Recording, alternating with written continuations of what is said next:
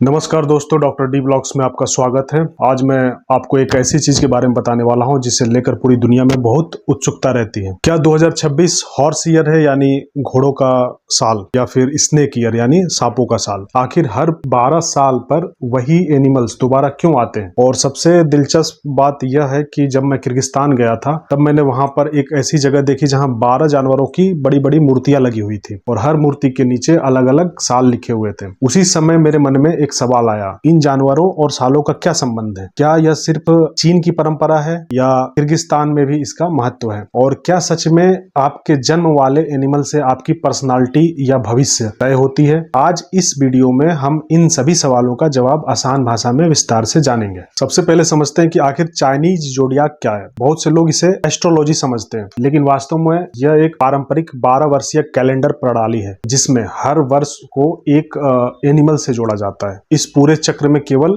12 animal होते हैं, जैसे कि rat, ox, tiger, rabbit, dragon, snake, horse, goat, monkey, rooster, dog, pig. जैसे भारत में अलग अलग पंचांग और संवत है, वैसे ही चीन में सदियों से यह एनिमल साइकिल उपयोग में रहा है। समय के साथ इसका प्रभाव केवल चीन तक सीमित नहीं रहा, बल्कि मंगोलिया, कजाकिस्तान, किर्गिस्तान और मध्य एशिया के सभी क्षेत्रों तक पहुंचा रहा। अब यहाँ एक बहुत जरूरी बात समझना आवश्यक है। दुनिया में सिर्फ एक ही कैलेंडर नहीं है। अलग अलग सभ्यताओं ने समय की गणना के लिए अपने अपने कैलेंडर विकसित किए। आज पूरी दुनिया में सबसे अधिक उपयोग होता है तो वो कैलेंडर है ग्रेगोरियन कैलेंडर। लेकिन इसके अलावा चाइनीज कैलेंडर, हिंदू कैलेंडर और इस्लामिक कैलेंडर भी आज तक उपयोग में है। ग्रेगोरियन कैलेंडर अधिकांश देशों में उपयोग होता है आज के डेट में। School, college, bank, office, passport, सरकारी काम, इन सभी जगह पे इसी कैलेंडर का उपयोग होता है। इसमें नया साल हमेशा 1 जनवरी से ही शुरू होता है। लेकिन चाइनीज कैलेंडर वह अलग है, ग्रेगोरियन कैलेंडर जैसा नहीं है। यह एक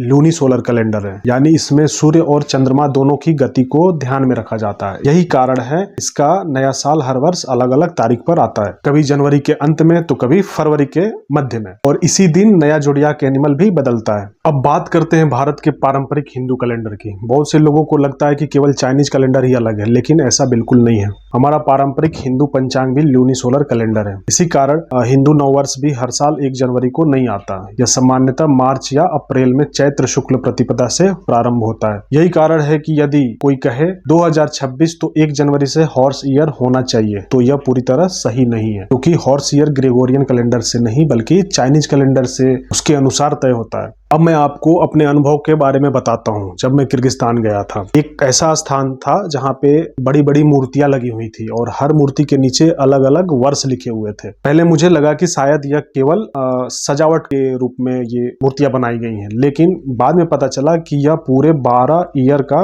यानी 12 ईयर एनिमल साइकिल को दर्शाता है। अब मेरी जिज्ञासा और बढ़ गई कि आखिर इसका इतिहास क्या है। अब सवाल आता है कि आखिर यही 12 एनिमल्स क्यों, 20 क्यों नहीं, 50 क्यों नहीं? इसके पीछे चीन की एक प्रसिद्ध लोक कथा सुनाई जाती है, जहां कहा जाता है कि जेड एम्परर ने तय किया कि वर्षों का नाम एनिमल्स के नाम पर रखा जाएगा। सभी एनिमल्स को एक नदी पार करके उनके पास पहुंचना था। जो जिस क्रम में पहुंचेगा उसी क्रम में उसका स्थान होगा। रैट यानी कि चूहा सबसे छोटा था और वह ऑक्स यानी कि बैल की पीठ पर बैठकर नदी पार की। किनारे पहुंचते ही रैट ने छलांग लगाकर सबसे पहले स्थान पर पहुंच गया। इसी प्रकार रैट पहला हुआ और ऑक्स जो था, बैल, दूसरा एनिमल बना। उसके बाद में tiger, rabbit, dragon, snake, horse, goat, monkey, rooster, dog और अंत में पिग पहुंचा। यह एक प्रसिद्ध लोक कथा यानी फोक टेल है। इतिहासकार इसे ऐतिहासिक तथ्य नहीं मानते, इसे सांस्कृतिक परंपरा का हिस्सा माना जाता है। अब आते हैं सबसे बड़े सवाल पर। यदि आप 1 जनवरी 2026 को इंटरनेट पर खोजोगे तो कहीं स्नेक मिलेगा यानी स्नेक ईयर लिखा हुआ मिलेगा, तो कहीं हॉर्स ईयर। इसका कारण बहुत सरल है। चाइनीज जोडियाक कभी भी 1 जनवरी से नहीं बदलता, यह चाइनीज न्यू ईयर के दिन बदलता है। इसलिए जनवरी 2026 के शुरुआती दिनों में स्नेक साइकिल चल सकता है, लेकिन जैसे ही चाइनीज न्यू ईयर शुरू होगा वैसे ही हॉर्स ईयर शुरू हो जाएगा। यही कारण है कि लोगों में भ्रम होता है। आप स्क्रीन पर देख सकते हैं कि कौन से ईयर में कौन से एनिमल का संबंध है, यानी कि कौन सा ईयर किस एनिमल से संबंधित है। आप स्क्रीन पर देख सकते हैं कुछ एग्जांपल्स। अब सबसे महत्वपूर्ण बात, बहुत से लोग मानते हैं कि उनके जन्म वाले एनिमल से उनका भविष्य तय होता है, यानी कि जिस ईयर में वो जन्मे और वो ईयर कौन से एनिमल का था उससे उनका भविष्य तय होता है। लेकिन वैज्ञानिक दृष्टि से ऐसा सिद्ध नहीं हुआ। चाइनीज जोडियाक एक सांस्कृतिक और पारंपरिक प्रणाली है। इसे इतिहास, संस्कृति और परंपरा के रूप में समझना चाहिए। अलग अलग देशों में इसकी व्याख्या भी थोड़ी अलग हो सकती है। किसी भी संस्कृति को समझने के लिए उसका कैलेंडर समझना बहुत जरूरी होता है, क्योंकि कैलेंडर केवल तारीखें नहीं बताता बल्कि उस समाज का इतिहास, परंपराएं और सोच को भी दर्शाता है। इसलिए चाइनीज ज़ोडियाक को समझने से पहले यह समझना जरूरी है कि किस कैलेंडर पर आधारित है। अगर आपको यह वीडियो पसंद आया हो तो वीडियो को लाइक करें और अपने दोस्तों और परिवारों के साथ शेयर करें। चैनल डॉक्टर डी ब्लॉग्स को सब्सक्राइब करें और कमेंट में जरूर बताएं कि आपका चाइनीज ज़ोडियाक एनिमल कौन सा है। मिलते हैं अगली वीडियो में, तब तक के लिए धन्यवाद।